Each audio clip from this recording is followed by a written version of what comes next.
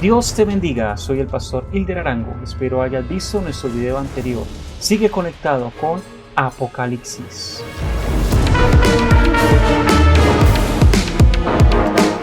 Ok, quiero recordarle que para ver este capítulo 1 es necesario que usted vea la introducción para que entienda algunos conceptos que estaremos planteando desde este capítulo. Vamos a empezar con cosas en común en las interpretaciones. 5 cosas que vimos en común como conclusión de la introducción. Lo primero es que todas las posiciones teológicas acerca del libro Apocalipsis coinciden en que hay una tribulación. Lo que no coinciden es en qué momento la hay, pero todas coinciden que hay una tribulación. Todas coinciden que Cristo viene por una iglesia santa, que hay un reinado de Cristo, que hay un juicio final y que hay una eternidad con Dios o en el infierno. Entonces recordemos que estas 5 cosas son, digamos, lo más importante de todas las posiciones. Todas las posiciones tienen fortalezas, tienen ciertas lógicas, pero también tienen algunas debilidades. Por lo general, algunos se van a ir o nos vamos a ir por alguna línea o alguna posición, por algún argumento que nos parece más fuerte que otro, pero lo importante es que estemos unidos en lo que es la gracia salvadora de Jesucristo. Entonces las posiciones no nos pueden desunir. Yo voy a tratar de tocar algunos puntos desde diferentes posiciones. Quizás no todos los puntos, pero sí algunos puntos desde diferentes posiciones. Si usted no está de acuerdo con un punto o está de acuerdo, lo más importante es que la opinión de los demás también cuenta, al menos que contradiga la doctrina fundamental de la salvación y nos quiera sacar del tema de la gracia. Ok, seguimos. Entonces ya tenemos estos 5 puntos que son los puntos en común. Si lo quiere ampliar más, le repito que vea en nuestra introducción de Apocalipsis. Ese es el bosquejo que propongo para el libro. Este bosquejo está de forma cronológica o lineal. La primera parte del libro, es decir, el capítulo 1, en las divisiones tiene el propósito del libro y tiene la revelación de Cristo. El lugar donde aparece el capítulo 1 es en Patmos. El personaje o el hombre que aparece en el capítulo 1 es Juan. Lógicamente también aparece Jesús en la revelación de Jesús, pero el personaje lo que está pasando es Juan. Y el tiempo es el 95 aproximadamente en la tierra. El capítulo 2 al 3 tiene que ver en las divisiones con las 7 iglesias. El lugar donde ocurre es en Asia, en manera literal y en manera simbólica en todo el mundo. Las personas que aparecen allí es la iglesia, o los personajes de allí son la iglesia. Y el tiempo, sucesos de la iglesia, para algunos es en la iglesia en sus primeros años apostólica primitiva, o para otros también es el tiempo de la iglesia durante la historia. Capítulo 4 al 5 aparece el rapto. Sí aparece el rapto allí, aparece y sucesos en el cielo. El lugar, el cielo, las personas redimidos y el tiempo, la eternidad. Capítulo 6 al 18, 7 sellos, 7 trompetas, 7 copas, cielo y tierra y mar es el lugar, las personas es Israel y el mundo, ya ahí ya no está la iglesia, y el tiempo 7 años.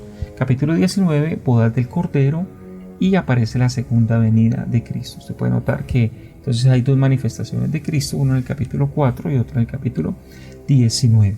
El lugar, el cielo, personas, los redimidos, el mundo, y el tiempo, la eternidad, termina en la eternidad. Capítulo 20, milenio y juicio final.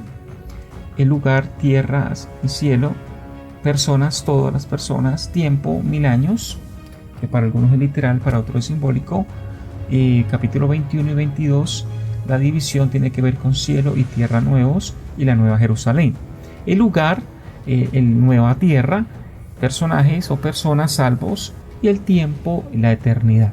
Entonces ahí tenemos el planteamiento de nuestro bosquejo de Apocalipsis. Nos sirve como una guía.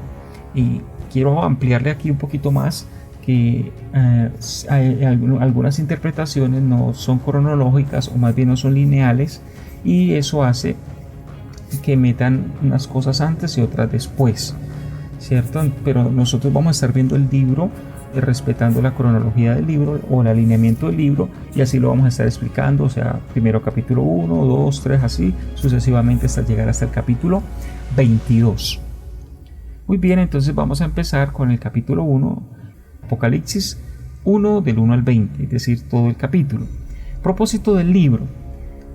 Propósito del libro es manifestar el futuro. Entonces, el primer propósito de este libro es manifestar el futuro, todo lo que iba a pasar, pero con el propósito de alentar a las personas en su presente. Apocalipsis 1:2, testificar de la palabra y de Dios y de Jesucristo. Y la otra parte del propósito del libro es dar la esperanza a la iglesia, que está en el versículo 3 al versículo 8. Dice el versículo 1, la revelación de Jesucristo que Dios le dio para manifestar a sus siervos las cosas que deben suceder pronto, y la declaró enviándola por medio de su ángel a su siervo Juan. Entonces aquí vemos que la revelación es por Jesucristo, lo que significa que esta revelación es perfecta, ya que Jesucristo es perfecto. La revelación fue dada por medio de Juan, lo que significa que hay un intermediario, es alguien que ve la revelación y escribe la revelación. Y por último, la revelación es para ser interpretada por siervos, por ministros, ya vemos que hay una cadena. En conclusión, la revelación es perfecta, la interpretación es limitada. ¿Sí? Entonces nosotros no tenemos la visión la tuvo Juan, nosotros leemos de la visión que tuvo Juan y somos afectados por nuestro momento, por nuestra cosmovisión, y somos afectados por el tiempo que está viviendo la iglesia, y eso hace que las interpretaciones tengan algunas pequeñas diferencias según la cosmovisión de cada uno, pero la interpretación es perfecta. Es decir, ninguna persona que interpreta Apocalipsis puede decir que tiene toda la revelación o que él no tiene ninguna falla o ninguna debilidad. Nosotros debemos considerar que la revelación es perfecta, pero somos un poco limitados en ciertas cosas porque por su lenguaje simbólico nos es difícil a veces interpretar ciertos puntos. Sin embargo, vamos a dar un panorama general de las cosas para tratar de entender y profundizar el libro. La segunda parte, testificar de la palabra de Dios y de Jesucristo, el siguiente propósito del libro, lo vemos en el versículo 2, dice que ha dado testimonio de la palabra de Dios y del testimonio de Jesucristo y de todas las cosas que ha visto. Aquí la palabra testigo tiene que ver con la palabra marturia. Marturia es una palabra, o testigo es una palabra muy cercana a la misma palabra que aparece en Hechos 1:8, me seréis testigos. En Hechos 1:8 es dar testimonio, y acá es ser testigo, es decir, que uno mismo o la propia vida, sus propios sucesos hacen que sea testigo. Y entonces el libro muestra que Juan es testigo de lo que pasó. El mismo Juan es testigo de los sucesos. En ese momento todos los apóstoles han muerto, él es el último que queda. Juan está en la isla de Patmos, que es una isla muy difícil para vivir, ya lo habían echado en aceite hirviendo y había sobrevivido, y él mismo durante todos estos años donde ya todos los demás habían muerto. Entonces el hecho que Juan estuviese vivo y en ese momento hace parte del que Juan sea un testigo, o sea, testigo de que Dios existe y que Dios le dio esta revelación. Eso es lo que nos muestra este capítulo. También se usa Israel como testigo. Lo usa en Apocalipsis 12:17 y muestra que Israel es testigo. Si usted podría decir cómo sé que Dios existe o cómo sé que Dios está ejecutando un plan, por el mismo Israel. Israel es un testigo de la existencia de Dios. La existencia de un pueblo desde Génesis capítulo 12, que aparece Abraham, y vemos el resto del libro hasta el capítulo 50, que es la creación de todo Israel, hasta el tiempo actual donde Israel vuelve a ser restaurado, todo Jerusalén vuelve a ser declarada capital de Israel. Entonces nosotros podemos entender porque realmente Dios está ejecutando un plan. Israel es testigo. Pero también Apocalipsis nos muestra en el capítulo 19:10 a la iglesia como testigo, como marturia. Entonces, 3 testigos que aparecen en Apocalipsis por lo menos, porque hay más testigos, el mismo Jesús es testigo, Juan, Israel y la iglesia. Pero esas 3 palabras aparecen como marturia en el griego dentro de Apocalipsis. Propósito del libro. El tercer propósito del libro es dar esperanza a la iglesia. Creo que es el más importante de los 3 propósitos. Este es el propósito por el cual se manifiesta el futuro. Este es el propósito por el cual Juan dice que él es testigo. Es para crear esperanza. Versículo 3 dice bienaventurado, que en el griego es bendito. Pero bienaventurado el que lee, es decir, el que ha podido escudriñar este libro. En el tiempo de ahora usted muy fácilmente puede leer Apocalipsis, pero en aquel tiempo no era tan fácil leer. No contaban con una Biblia como hoy, sino que eran rollos y eran exclusivos. Leer significa usar la boca y significa usar los ojos. Pero también dice los que oyen estas palabras, es decir, usar los sentidos para entender el libro, usar su boca, usar sus ojos, usar sus oídos para entender. Entonces, bienaventurado el que procura entender el libro, el que quiere entender este libro, el que escudriña de una u otra manera este libro. Y por último, y guarda las cosas en ella escritas. Entonces, este guardar es más iluminación más que concepto. Entonces, no solamente guardar un concepto o una posición teológica, sino guardar lo que el libro ilumina al alma. Y es una decisión más que una posición. Es decir, ¿qué voy a hacer ante el libro? Más que decir, yo tengo esta posición ante el libro, es decir, ¿qué decisiones voy a tomar con mi vida? ¿Qué decisiones voy a tomar con el pecado que hay en mi vida? ¿Qué decisiones voy a tomar con Jesucristo? ¿Qué decisiones voy a tomar ahora conociendo que hay un juicio final? Son las decisiones. Y algo que coinciden los personajes bíblicos es el tiempo está cerca, por tanto estoy preparado. Esto me encanta mucho. Por ejemplo, el apóstol Pablo decía, los que hayamos quedado. Para el apóstol Pablo había una convicción que estaba tan cerca el tiempo que él iba a estar en el momento de la llegada del Señor. Entonces yo quiero que usted también tenga una convicción así. Es más sano tener este tipo de convicción. Juan decía, el tiempo está cerca. Entonces los grandes hombres, personajes de la Biblia, hombres de Dios, consideraron que el tiempo estaba cerca. ¿Por qué nosotros no considerar que las cosas pueden pasar en cualquier momento y vivir estando preparado para la venida del Señor? Entonces aquí entendemos ya lo que es el propósito del libro. Muchos creen que el propósito del libro es crear temor, es crear pánico, pero el propósito del libro realmente es crear esperanza. Y quiero ilustrar el propósito del libro de la siguiente manera. Imagínese que usted está en su casa o en un lugar y Dios le da una visión acerca del fin del campeonato mundial de fútbol. Y en el fin del campeonato mundial de fútbol, su equipo, el equipo de su país, es el ganador. Usted se pondría muy feliz. Diría, ¡wow! Increíble. ¡Qué suceso! ¡Qué partido! Todo lo que se tocó vivir, hubo un poco de dolor, hubo un poco de tristeza, pero al final ganamos el partido. Entonces esta visión sería una bendición para su vida. Y si usted se la cuenta a su país estaría contento. Si su país lee, si su país escucha acerca de esta visión, va a estar muy, muy contento. Pero ya viéndolo desde el punto de vista de los otros países que se enteran que ellos no van a ser campeones, pues no les va a gustar esta visión. Entonces el libro de Apocalipsis fue escrito para los cristianos, para los creyentes que van a terminar bien al final de los tiempos. Pero cuando lo lee un no creyente, pues no le gusta el libro porque el libro no muestra un final bonito para el no creyente. El final bonito es para el creyente. ¿Ok?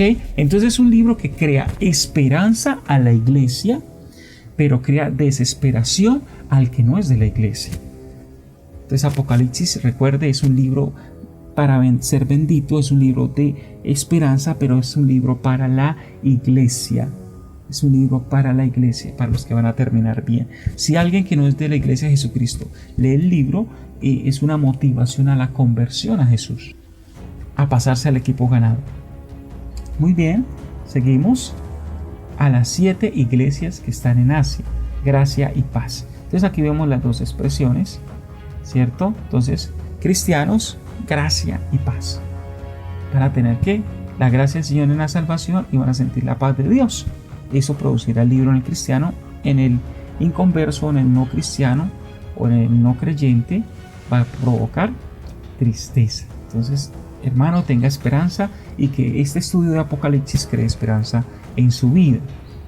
Dice el versículo 5: y de Jesucristo el testigo fiel y el primogénito entre los muertos, el soberano de los reyes de la tierra. Entonces Jesucristo, el testigo fiel, y aquí presenta a Jesús como testigo, la obra de Jesús. La muerte y la resurrección de Cristo es el testimonio de que el cristianismo es la verdad. La muerte y la resurrección es el testimonio de la verdad. Entonces Jesucristo, el testigo fiel, el primogénito de los muertos. Entonces aquí empieza la seguridad de nuestra salvación. Jesús muere por nuestro pecado, pero dice el apóstol Pablo que si no hubiese resurrección, vana sería la muerte de Cristo. Entonces el sello de la muerte de Cristo es que Jesús resucitó. Cuando alguien piensa que la persona es buena, entonces si esta persona es buena, cuando muera va a resucitar. Jesús resucita es porque Jesús fue bueno, pero recuerde, bueno solo es Dios. Él es el primogénito de los muertos, y eso es una promesa. Al decir el primogénito está diciendo que va a haber, o vamos a ver, más resucitados. Entonces esto es un sello de que Él muere por nuestro pecado, resucita, y esa resurrección nos asegura que nosotros también vamos a resucitar. El soberano de los reyes de la tierra muestra también acá la esperanza que tenemos, y es que tenemos a alguien que reina y además que vamos a reinar con Él. Entonces miren, nuestro pecado es quitado por la cruz, es confirmado en la resurrección, y así también la muerte nos tendrá que devolver en la primera resurrección, y también vamos a reinar juntamente con el Señor. Qué bueno, hermano. No, si esto no le crea esperanza, no sé qué le pueda crear a usted esperanza. A una iglesia perseguida en el año 95, era una iglesia que estaba muriendo, esto era una palabra de esperanza. A una iglesia en la actualidad que estamos en tiempos del COVID-19, donde muchos cristianos están muriendo, hay una esperanza de vida eterna. Eso es importante, hermano. Aunque amamos la primera vida, lo más importante es la vida eterna. Aunque tememos a la primera muerte, lo más importante es no morir por segunda vez, que es ser echado al lago de fuego. Lo más importante es resucitar en la primera resurrección, hermano. Entonces, que esto te cree esperanza, que el libro de Apocalipsis cree esperanza en tu vida. Dice el versículo 5: nos amó y nos lavó de nuestros pecados con su sangre y nos hizo reyes y sacerdotes. La función sacerdotal es estar delante de Dios a favor del hombre y estar delante del hombre a favor de Dios. Y la función de rey es manifestar un reino. Entonces, cuando tenemos función de reyes ahora en la tierra, es manifestar el reino de Dios, que se vea el reino de Dios por medio de nuestro vivir, de nuestro testimonio, de los sucesos de nuestra vida, y en el futuro reinar con Cristo. Y aquí muestra el proceso de la salvación en nuestra vida. La salvación es un acto de Dios en la vida del hombre. Nos amó, es el acto porque Él lo hace. Él lo hace por amor, no porque lo merezcamos. La salvación es un acto de Dios en la vida del hombre. Y nos lavó es lo que Él hace. Él nos lavó, no nosotros nos lavamos de nuestro pecado. Él nos lavó. La otra esperanza de la iglesia es que he aquí Él viene en una nube. La palabra nube es nefele. Nefele es una nube con forma definida o masa de nube en forma definida. Esta palabra se usa además en la denotación de nubes físicas. Entonces podemos definir qué es una nube. Lo que no podemos definir es en qué sustancia es creada esta nube. Es la misma nube en la que Jesús se fue, que está en Hechos 1:9. Y habiendo dicho estas cosas, viéndolo ellos, fue alzado y le recibió una nube que le ocultó de sus ojos. De esa misma nube es la misma nube que lo va a traer. Esta nube aparece también en Mateo 17:5, de la nube en el monte de la transfiguración. Dice, mientras él aún hablaba, una nube de luz los cubrió. Aquí especifica que la nube es de luz, una nube de luz, y se usa también la palabra nefele. También denota la nube que cubrió a Israel en el Mar Rojo. Lo podemos ver en 1 Corintios, en el capítulo 10, versículo 1 al 2. Dice, porque no quiero, hermanos, que ignoréis que nuestros padres todos estuvieron bajo la nube. Ahí aparece la palabra nube, nefele, y todos pasaron el mar, y todos en Moisés fueron bautizados en la nube y en el mar. También la nube vista en las visiones apocalípticas, en Apocalipsis 1:7, Apocalipsis 10:1, Apocalipsis 11:12, Apocalipsis 14 al 16. Allí también aparece la palabra nefele en estos textos bíblicos. Por ejemplo, voy a leer el 10:1, dice, vi descender del cielo a otro ángel fuerte, envuelto en una nube, en un arco iris sobre su cabeza. Y la palabra nube también es nefele. Entonces podemos observar que nefele es una nube con una forma física. Solo se usa una vez simbólicamente en 2 de Pedro, capítulo 2, versículo 17, hablando de los obreros de maldad que allí se menciona. Dice, estos son fuentes sin agua y nubes empujadas por tormenta. Entonces aclaramos que esa nube es una forma literal más que una forma simbólica. Yo soy el alfa y la omega, principio y fin, dice el Señor, el que es, el que era y el que ha de venir, el Todopoderoso. Esta parte es muy importante porque revela aquí algo del Señor. Uno, el que era, y eso muestra que Él es creador. Empieza a mostrar allí un punto donde parte que se llama alfa, que aparece, tú lo puedes ver en naranja, el símbolo de la palabra alfa, el que era, luego el que es, y significa que Él es sustentador.